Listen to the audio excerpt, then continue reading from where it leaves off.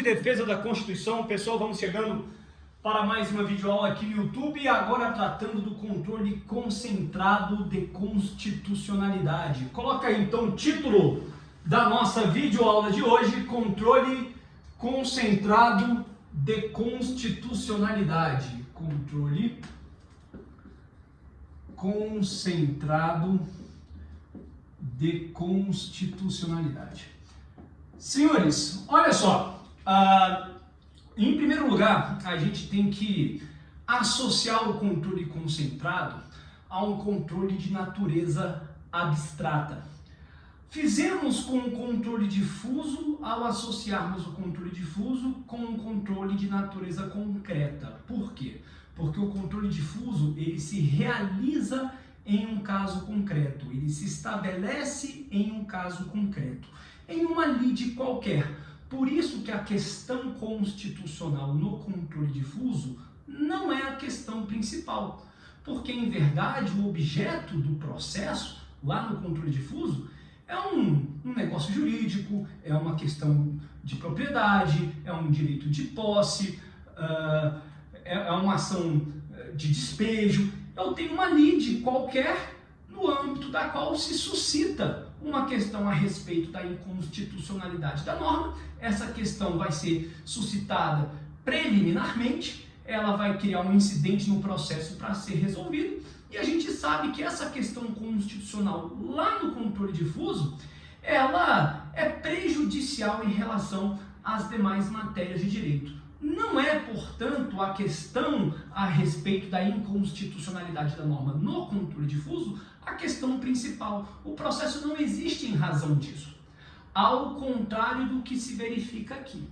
No controle concentrado de natureza abstrata, e agora sim estamos falando de um controle em que o exame da lei acontece abstratamente. É a tese da lei que se coloca no processo, independentemente de um caso concreto. Portanto, se o controle difuso tem natureza concreta, o controle concentrado tem natureza abstrata. O controle difuso, nós nos deparamos com um processo, uma lide, um conflito intersubjetivo de interesses. É um processo de natureza subjetiva. No controle concentrado, não. O processo tem natureza objetiva. Controle difuso, natureza concreta. É um processo de feição subjetiva. Interesses subjetivos, pretensões contrapostas. No controle concentrado, ao contrário. O controle tem natureza abstrata e o processo tem feição objetiva. Porque aqui a discussão da lei acontece em tese, independentemente de um caso concreto. O processo é objetivo. Senhores, então, vamos colocar aqui um tópico 1 com as características do controle concentrado. Ele tem natureza abstrata, o processo é objetivo. Senhores, quando nós falamos de um processo objetivo, primeira coisa que nós temos que considerar é que não há partes. Não há partes no controle concentrado, não há autor e réu. Quando nós nos depararmos com a jurisprudência do Supremo Tribunal Federal em relação às ações do controle concentrado de constitucionalidade, nós verificaremos que na jurisprudência do Supremo aparece a palavra requerente e requerido, não aparece autor e réu. Não há partes propriamente consideradas. Os princípios do processo civil são relativizados. Por quê? Porque o processo tem natureza objetiva. Por exemplo, vamos colocar aqui, não cabe desistência. Ora, por quê? É verdade que lá no controle difuso, por se tratar de uma lide, em si mesmo considerado, a um processo qualquer demanda jurídica que porventura você venha aí considerar, a demanda, o direito de ação, ele admite desistência pelo autor. Ele é o titular do direito de ação, ele, se quiser, ele desiste. É claro que há uma limitação a isso, porque depois que o réu é citado, o réu pode ter interesse ao julgamento do mérito e, portanto, uma eventual desistência dependeria do consentimento do réu. Não obstante, a gente não se afasta de considerar que sim, no controle difuso, o autor ele pode desistir da sua ação. Aqui no controle concentrado, não. Ele não tem direito de disposição, o requerente, aquele que ajuiza, o legitimado, ele não tem direito de disposição sobre a ação ajuizada. Por quê? Porque o interesse não é dele, não é um interesse subjetivo. O processo, de novo, insisto, ele é objetivo. E por se tratar de um processo objetivo, cuja pauta é a discussão a respeito da inconstitucionalidade de uma norma, verifica-se que o interesse em saber se a norma é ou não constitucional, se porventura há entre nós uma lei inconstitucional vigendo e produzindo efeitos, este interesse é republicano, é res publica, a coisa pública. Portanto, o requerente, uma vez tenha ajuizado a ação, ele não pode dela desistir. Portanto, não cabe desistência. A causa de pedir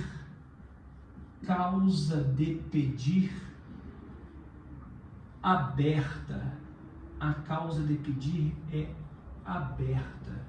O que significa causa de pedir aberta? Significa que o Supremo Tribunal Federal não está adstrito, não está vinculado aos fundamentos utilizados pelo requerente no bojo da ação que discute a constitucionalidade ou a inconstitucionalidade de uma norma. Já já nós vamos apresentar aqui as ações do controle concentrado. Então, uma vez o requerente tenha ajuizado, deflagrado uma ação no Supremo Tribunal Federal, fundamentando, expondo as razões pelas quais ele, requerente, considera que aquela lei seja inconstitucional, o Supremo não está vinculado àqueles fundamentos, de sorte que o Supremo Tribunal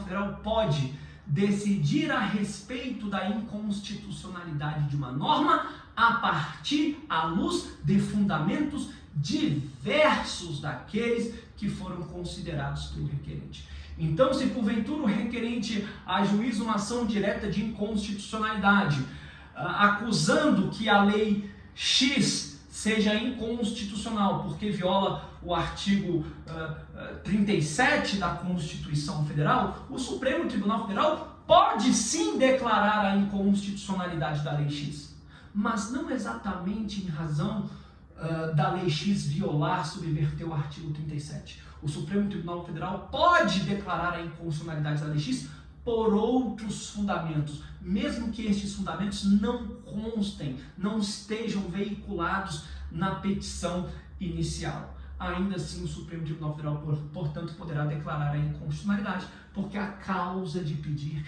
é aberta, não está adstrito, não está vinculado o Supremo Tribunal Federal aos fundamentos de que se valeu o requerente para fundamentar a pretensão a respeito da inconstitucionalidade. Tudo bem? Beleza? Senhores, muito bem. Olha só, natureza abstrata, o processo é objetivo, a eficácia da decisão é erga omnes. Eficácia erga omnes. Lá no controle difuso de natureza concreta, a rigor sabemos que a eficácia é inter partes. Não obstante, temos dedicado, a gente dedicou as últimas aulas exatamente para relativizar, quebrantar esse dogma, essa clássica dicotomia de que as decisões no controle difuso têm eficácia inter partes, as decisões no controle concentrado eficácia erga omnes. Por quê? Porque nós passamos a observar, mesmo em controle difuso, que as decisões já se equiparam à eficácia erga omnes típica do controle concentrado. A gente já considerou aí essa aproximação da eficácia das decisões do controle difuso, da eficácia erga omnes, que é própria do controle concentrado. Ok? Senhores, muito bem, esse aqui é um panorama, portanto, um panorama geral aqui, as características, primeiro tópico nosso, características do controle concentrado, que a gente consegue incursionar e avançar com o tema com mais segurança. Vamos apagar aqui esse primeiro quadro, vamos colocar a origem do controle concentrado. Origem do controle concentrado.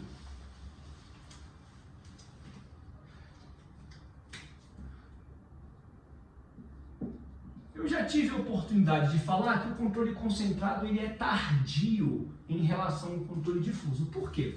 Olha só fazendo uma comparação aqui,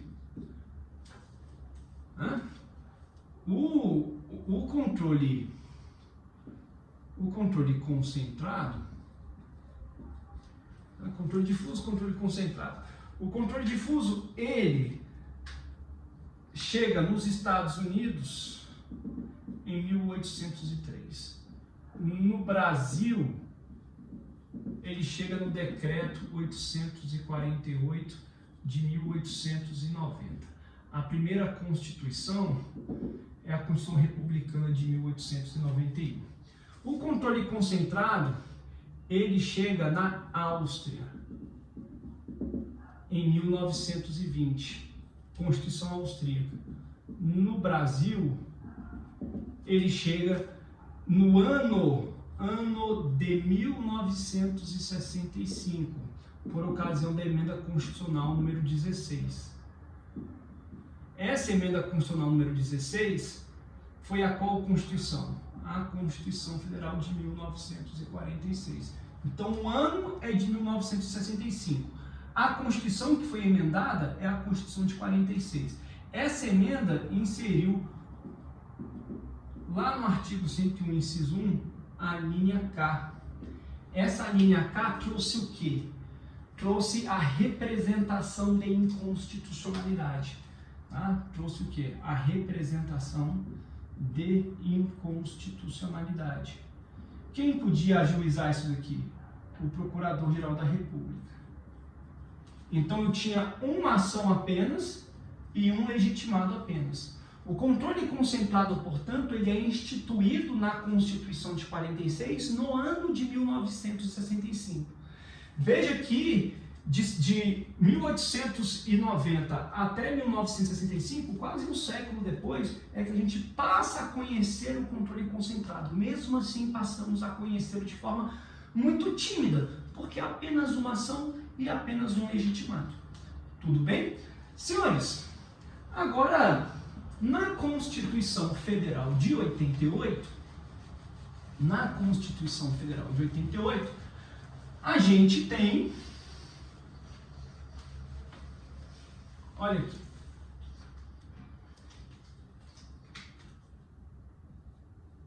vamos colocar aqui, Constituição Federal de 88. Eu quero usar a expressão que o Gilmar Mendes utiliza. Ele diz o seguinte: houve um agigantamento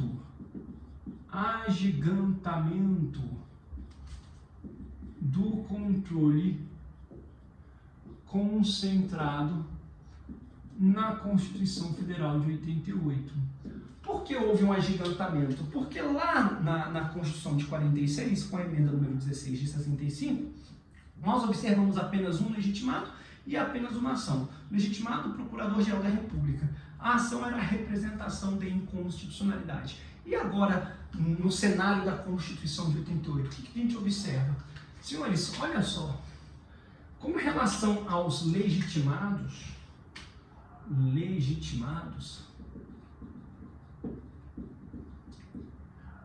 a gente vai ter o presidente da República, a mesa da Câmara dos Deputados e do Senado Federal.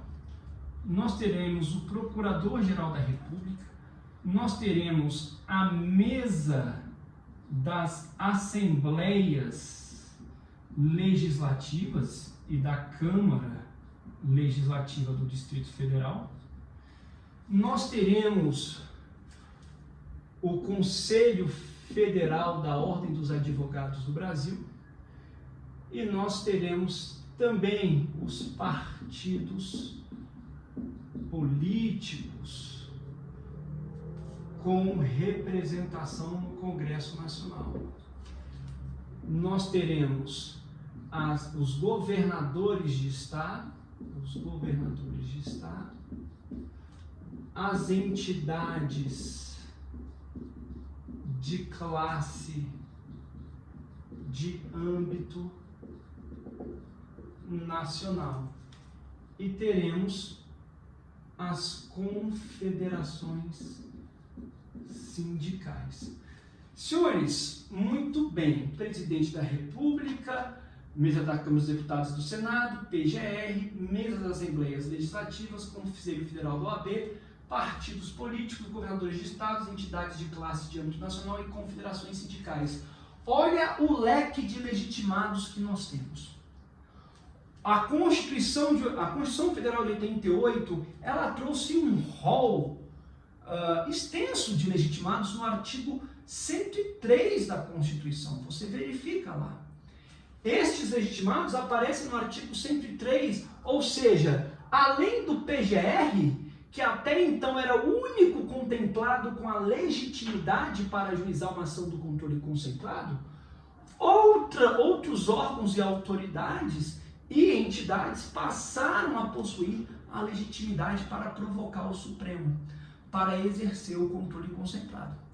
Verifica-se então o seguinte: entre estes legitimados, eu quero trazer e estabelecer uma classificação junto a vocês.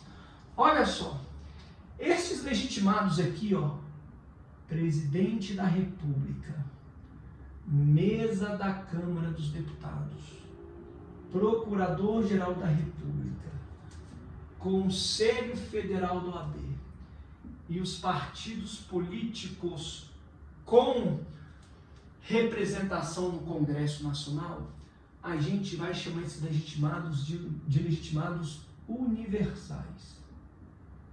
Universais. Vou colocar um U aqui do lado. Universais. Já a mesa das Assembleias Legislativas dos Estados e da Câmara Legislativa do DF, os governadores de Estado, as entidades de classe de âmbito nacional e as confederações sindicais, nós vamos chamar de legitimados especiais.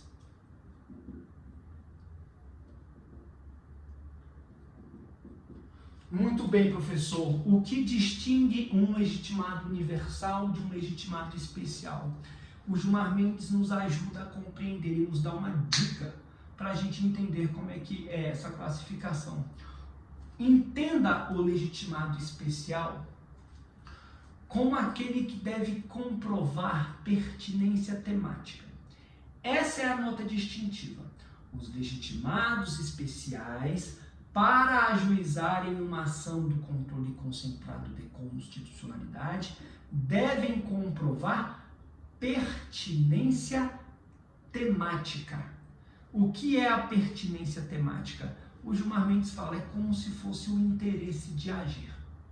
E aí me permitam, portanto, um exemplo, algo que possa facilitar a compreensão de vocês. Imagine que a entidade de classe de âmbito nacional, vamos pensar em uma, a AJUFE, a Associação dos Juízes Federais, é uma entidade de classe de âmbito nacional. A AJUFE ajuiza uma ação no Supremo Tribunal Federal, questionando a constitucionalidade da lei que disciplina o plano de cargos e salários dos policiais civis do Distrito Federal.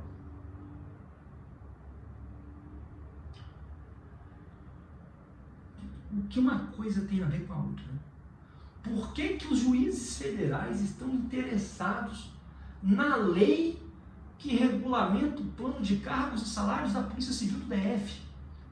A AJUFE tem interesse de agir? Essa é a dica do que o Gilmar Mendes nos dá. Há interesse de agir para a AJUFE em questionar a constitucionalidade de uma lei dessa? Não. Não há interesse. Não há pertinência temática. Mas esse mesmo caso, essa mesma lei, ela pode ser questionada pelo Presidente da República? Pode. Pela mesa da Câmara? Pode. Pelo PGR? Pode. Pelo Conselho Federal da OAB? Pode.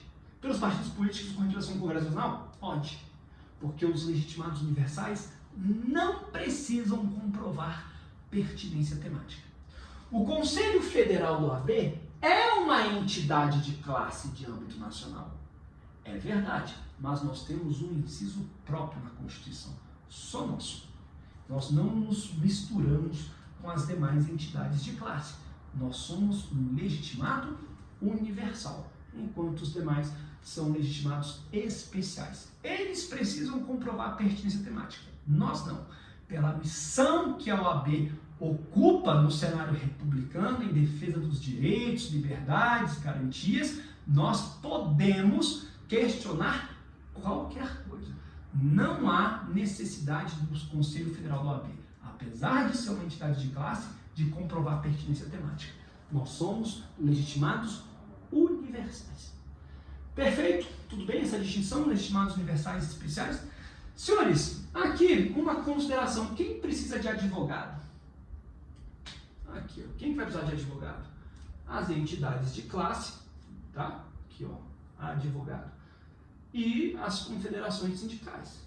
Evidentemente que o Conselho Federal da OAB atuará por intermédio de um advogado, o seu próprio presidente. Né?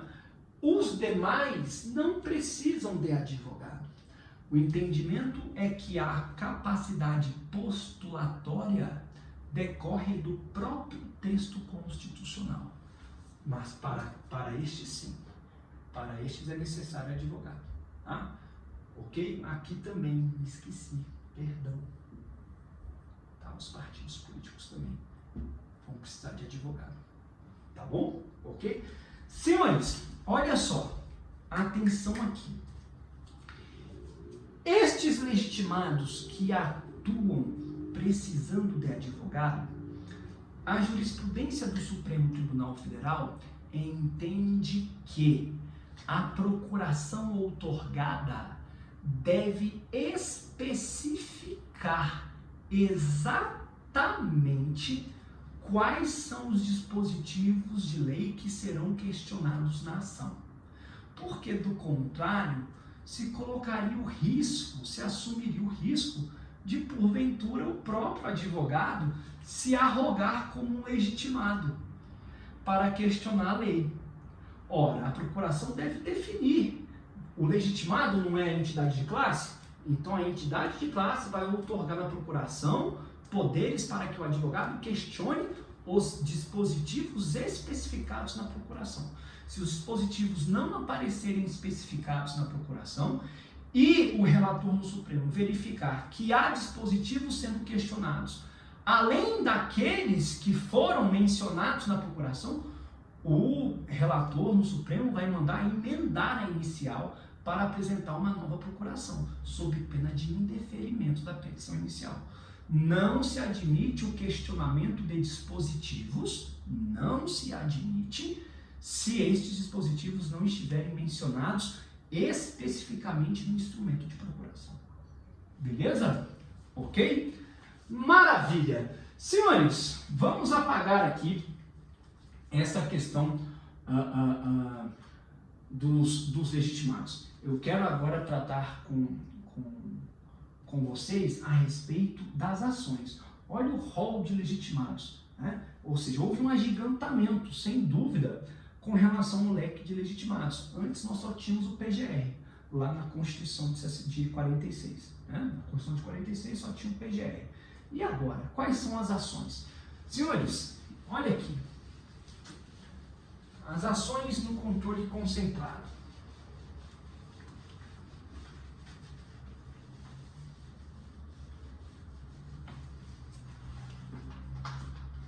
Olha só.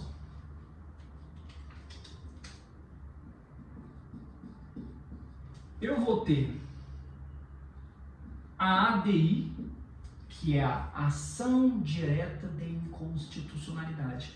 Esse nome ADI é apenas um novo nome, um novo batismo. O Gilmar fala que a representação de inconstitucionalidade que você adotou lá da Constituição de 46, quando o controle concentrado foi instituído em 65, a representação de inconstitucionalidade ela foi rebatizada e ganhou o nome de ADI, Ação Direta de Inconstitucionalidade.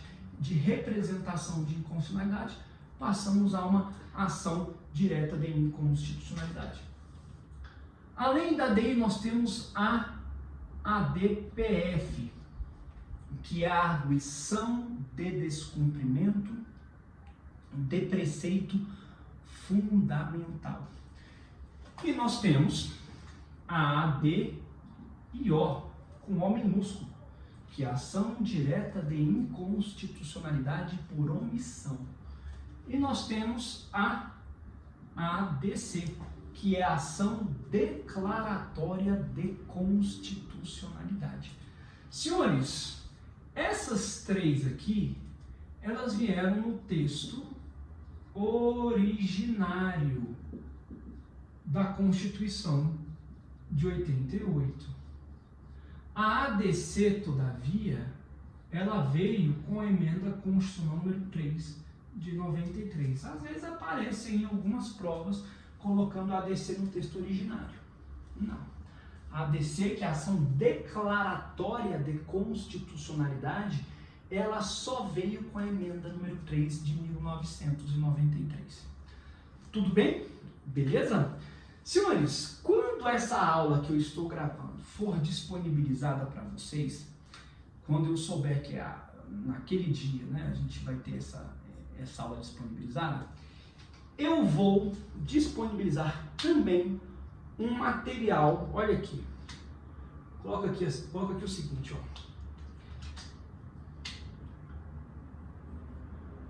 Ver material complementar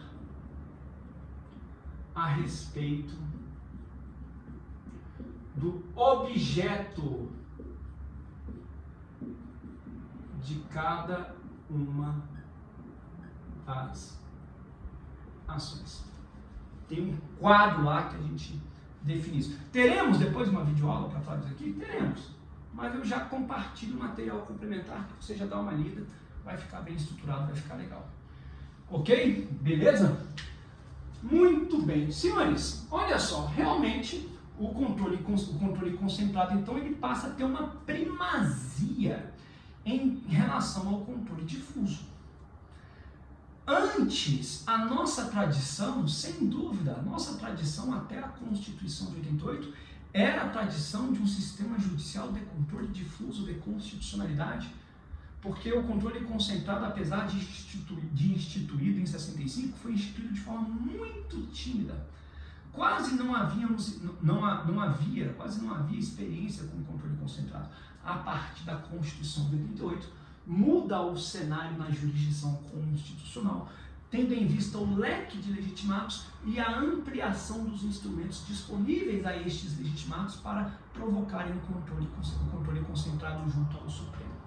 Tá? E nisso, pessoal, olha só, vamos aqui para o tópico 4.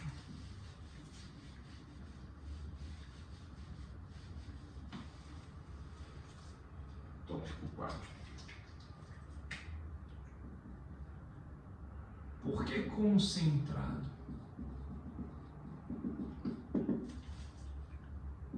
E abstrato. O controle se diz concentrado porque ele se concentra no STF, se o parâmetro é a Constituição Federal. Ou vai se concentrar no Tribunal de Justiça do Estado, se o parâmetro é a Constituição Estadual. Então, o controle se concentra em um único órgão. Ele não se difunde, ele se concentra. Se concentra no Supremo. Se o parâmetro é a Constituição Federal. Se o parâmetro for a Constituição do Estado, então nós teremos o controle no âmbito do Tribunal de Justiça. Por quê? Porque aqui nós teremos um controle concentrado estadual. Controle concentrado estadual. Tudo bem? Teremos ainda uma videoaula para falar disso daqui. Apenas estou já relacionando para você. Vai tendo aí, vai absorvendo aí o conteúdo. Olha só, e por que o controle é abstrato? Porque o exame da lei é em tese. Exame da lei em tese.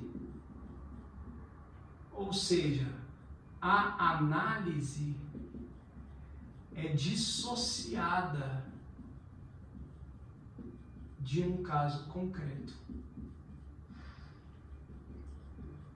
Verifica-se a lei versus a Constituição Federal, independentemente do caso concreto. É a tese da lei que se examina. Por isso que o controle é abstrato e não concreto. Ok? Beleza? Vamos apagar.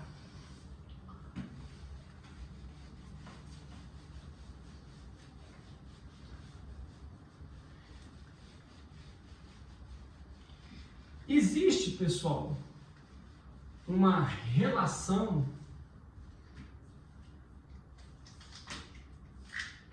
olha aqui, uma relação de ambivalência ou duplicidade da ADI, que é a ação direta de inconstitucionalidade, e a ADC, que é a ação declaratória de constitucionalidade. Aqui a ação direta de inconstitucionalidade, aqui a ação declaratória de constitucionalidade. Por que, senhores? Olha só, a ADI é uma ação direta de inconstitucionalidade. O que ela quer? Ela quer a declaração de inconstitucionalidade. A ADC, ela quer o quê? Ela quer a confirmação da constitucionalidade. Tudo bem? Então, enquanto uma persegue uma declaração de inconstitucionalidade, a outra persegue uma declaração de constitucionalidade. Ora, se a ADI for julgada procedente, então o resultado pretendido se confirma. Eu tenho a inconstitucionalidade. Agora, se ela for julgada improcedente, então o resultado pretendido não se confirma. E ao contrário da inconstitucionalidade, o Supremo entende que a lei é sim constitucional e não inconstitucional. Da mesma forma, se a gente fizer esse exercício, o julgamento de procedente aqui vai equivaler à constitucionalidade. Alcancei o resultado pretendido. E o julgamento de improcedência vai redundar na inconstitucionalidade. Repare que o julgamento de procedência na ADC se equivale ao julgamento de improcedência da ADI. Ao passo que o julgamento de procedência na ADI equivale ao julgamento de improcedência na ADC. Ou seja, o resultado da improcedência de uma equivale ao resultado de procedência da outra. Por isso, esta relação de ambivalência ou duplicidade. Senhores, com relação à ADC,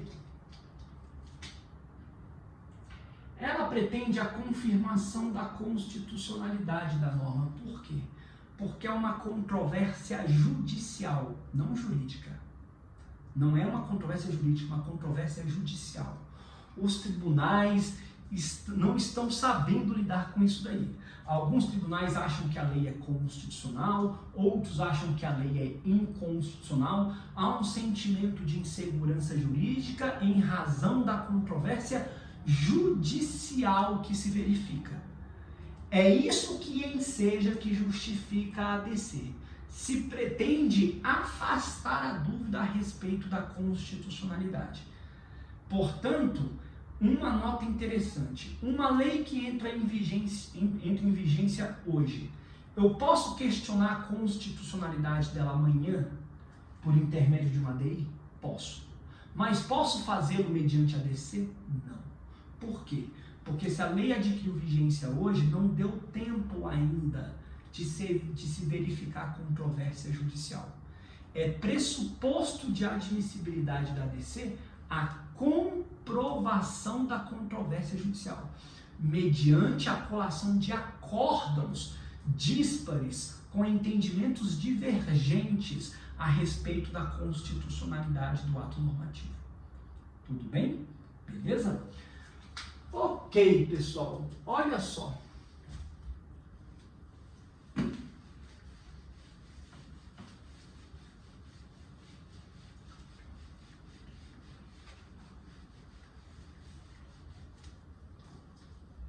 Segundo ajuizamento de ADI. Olha aqui. 6. Novo ajuizamento de ADI. Em 2005, a ADI número 1 foi julgada improcedente. Se ela foi julgada improcedente, é porque a lei foi considerada constitucional. Resultado: lei constitucional. Hoje, 2021, ADI número, número 105. Eu posso ajuizar uma nova ADI sobre a mesma lei. Lei A foi considerada constitucional. Essa ADI número 105, ela pode trazer a Lei A de novo? De novo. Ela já não foi julgada no ano de 2005? Já não teve o resultado de improcedência? Eu posso ajuizar de novo uma ação direta de inconstitucionalidade para discutir de novo a mesma lei? O Supremo já se pronunciou. É possível em duas situações. Sim, é possível em duas situações. Primeira situação. Se houver uma mudança na interpretação da Constituição, no que toca ao conteúdo da Lei A. A Lei A foi confrontada com a Constituição quando o entendimento a respeito da Constituição era um, naquela matéria. Se passaram aí os anos e agora a interpretação da Constituição naquela matéria é outra, de modo que se autoriza um novo confronto. É possível. É claro que esta ADI deverá comprovar esta evolução hermenêutica, essa diferente interpretação que ao longo dos anos se manifestou no Supremo Tribunal Federal nos seus julgamentos. Essa é a primeira situação autorizadora. A segunda situação autorizadora é se houver uma mudança na aplicação da lei pelos tribunais. Ou seja, em 2005, a aplicação da lei se restringia a tais hipóteses. Depois passou-se a observar um alargamento na aplicação da lei. Ou seja, aquelas novas hipóteses de incidência da lei não foram compreendidas no primeiro julgamento. Logo, se autoriza um novo confronto da lei com a Constituição, exatamente para se estabelecer um controle em relação a essas novas hipóteses de incidência de aplicação da lei que não foram consideradas no primeiro julgamento. Ocorrendo uma situação ou outra, é possível, portanto, um novo ajuizamento de ADI. Beleza? Ok? Maravilha!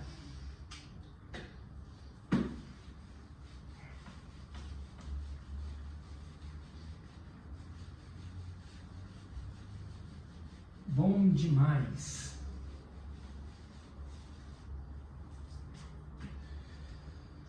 Sujeitos do processo.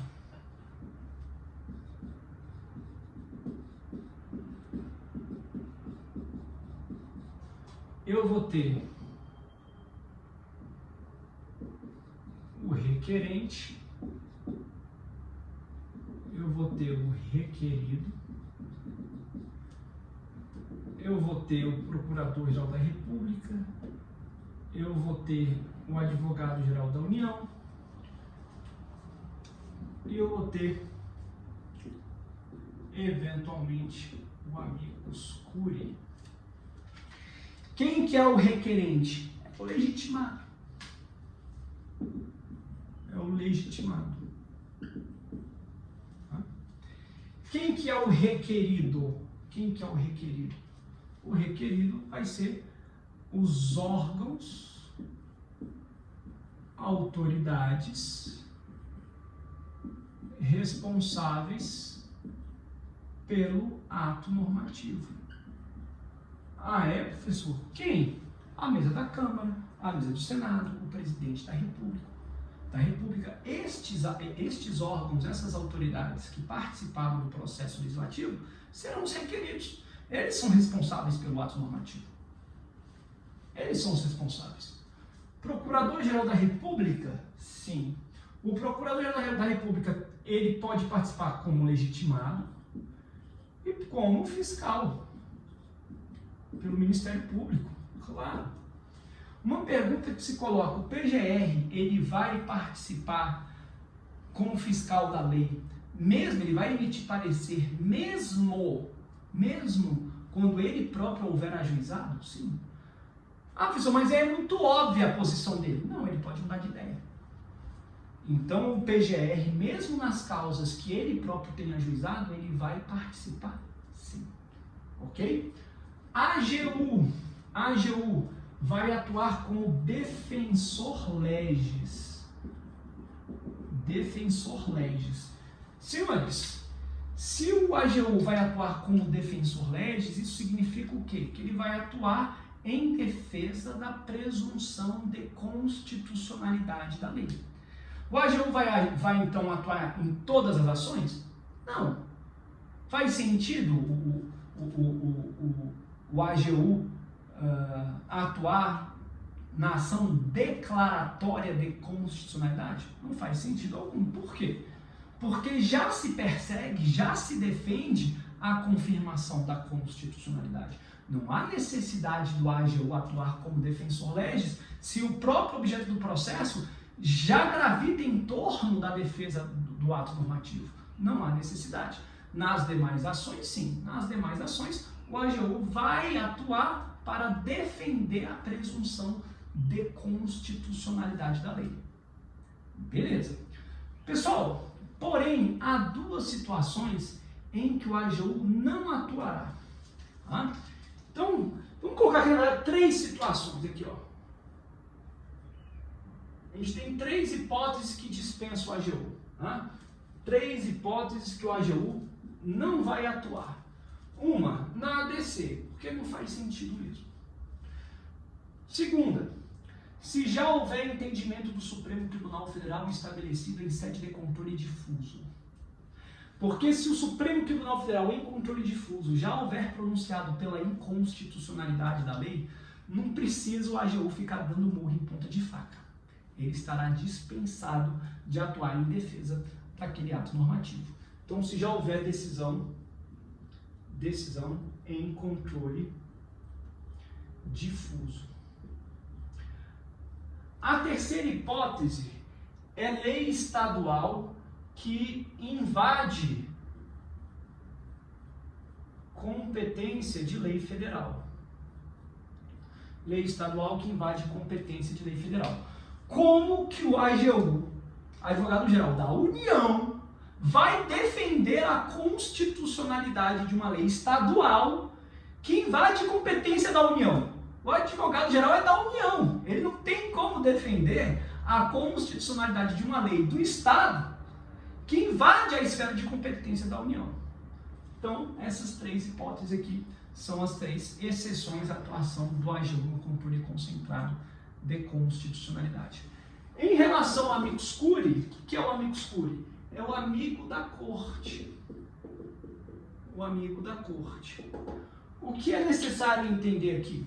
São entidades que gozam de alta representatividade na sociedade civil para contribuir com o julgamento do Supremo Tribunal Federal. Então, por exemplo, vai ter um julgamento no Supremo para discutir a inconstitucionalidade da lei que instituiu o sistema de cotas na Universidade de Brasília. Esse julgamento ocorreu. Foi o julgamento que mais houve amicus curiae na história do Supremo Tribunal Federal. Um monte de associação, ou seja, representantes da sociedade civil, um monte de associação de defesa aos direitos dos afrodescendentes, todas essas associações quiseram participar do julgamento no Supremo na condição de amigo da corte, contribuir com suas razões para o julgamento no Supremo. A presença do amicus curiae em um julgamento no Supremo Tribunal Federal contribui para a pluralidade ou abertura do debate constitucional. Pluralidade, abertura do debate constitucional. Tá? Então, vejam, a presença do amicus curiae, ela vai ter essa contribuição significativa. É uma figura que vem lá do direito norte-americano da Suprema Corte dos Estados Unidos, o amigo da corte. Porque a partir do momento que representantes da sociedade civil têm voz no julgamento, o julgamento agora ele não se desenvolve apenas à luz dos debates dos 11 ministros e dos advogados que assumem a tribuna. Não, houve uma abertura para que a sociedade possa debater com o Supremo Tribunal Federal. A amicus curiae apresenta memoriais e realiza sustentação oral. Só apresenta memoriais e realiza sustentação oral. Apenas. A amicus curiae não tem direito a recorrer. Não tem. Do acórdão que julga a ação do controle concentrado, o amicus curiae não tem direito a recorrer. Ele só pode recorrer contra a decisão do relator que indefere o seu ingresso no processo. Então, contra a decisão do relator que inadmitiu o ingresso do amicus curiae, aí sim, há recorribilidade para isso mediante agravo interno. Só. Mas com relação ao mérito, o amicus curiae não recorre, não tem direito a recurso. Ele apenas apresenta memoriais e realiza sustentação oral. Beleza, pessoal? Maravilha! Falamos um monte de controle concentrado aqui nesta videoaula. Vocês vão receber, no momento em que essa videoaula for disponibilizada, um material complementar de leitura que indica ali os objetos das ações no controle concentrado. Nós teremos ainda, portanto, uma videoaula correspondente aos objetos das ações do controle concentrado e também o controle estadual de constitucionalidade. Nós falaremos a respeito disso ainda. Vamos com vagar, estamos com o calendário bem administrado, a gente vai compartilhando e avançando com o nosso conteúdo com segurança. Pessoal, até a próxima. Obrigado.